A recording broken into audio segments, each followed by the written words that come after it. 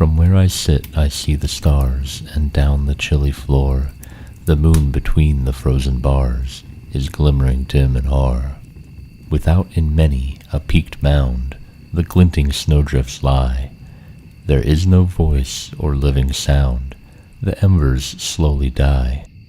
Yet some wild thing is in mine ear, I hold my breath and hark. Out of the depth I seem to hear a crying in the dark. No sound of man or wife or child, no sound of beast that groans, or of the wind that whistles wild, or of the tree that moans. I know not what it is I hear, I bend my head and hark. I cannot drive it from mine ear, that crying in the dark.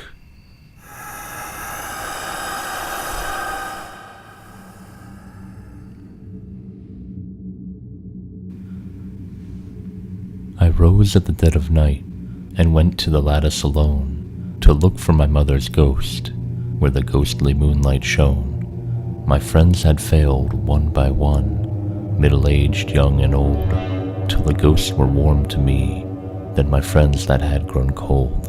I looked and I saw the ghosts, dotting plain and mound. They stood in the blank moonlight, but no shadow lay on the ground. They spoke without a voice, and they leaped without a sound.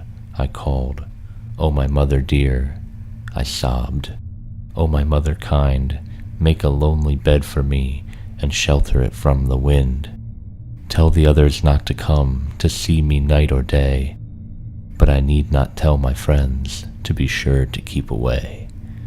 My mother raised her eyes, they were blank and could not see, yet they held me with their stare, while they seemed to look at me. She opened her mouth and spoke, I could not hear a word, while my flesh crept on my bones, and every hair stirred. She knew that I could not hear the message that she told, whether I had long to wait, or soon should sleep in the mold. I saw her toss her shadowless hair, and wring her hands in the cold. I strained to catch her words, and she strained to make me hear, but never a sound of words fell upon my straining ear. From midnight to the cockcrow I kept my watch in pain, while the subtle ghost grew subtler in the sad night of the wane. From midnight to the cockcrow I watched till all were gone, some to sleep in the shifting sea, and some under turf and stone. Living had failed and dead had failed, and I was indeed alone.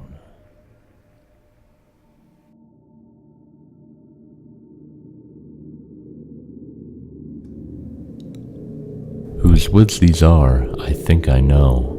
His house is in the village, though. He will not see me stopping here to watch his woods fill up with snow. My little horse must think it queer to stop without a farmhouse near. Between the woods and frozen lake, the darkest evening of the year, he gives his harness bells a shake to ask if there is some mistake. The only other sound's the sweep of easy wind and snowy flake.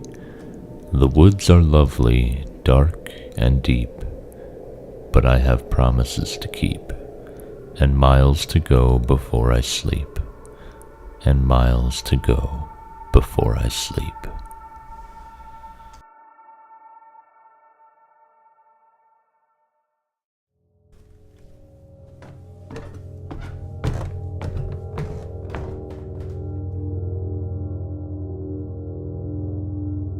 Yesterday upon the stair, I met a man who wasn't there.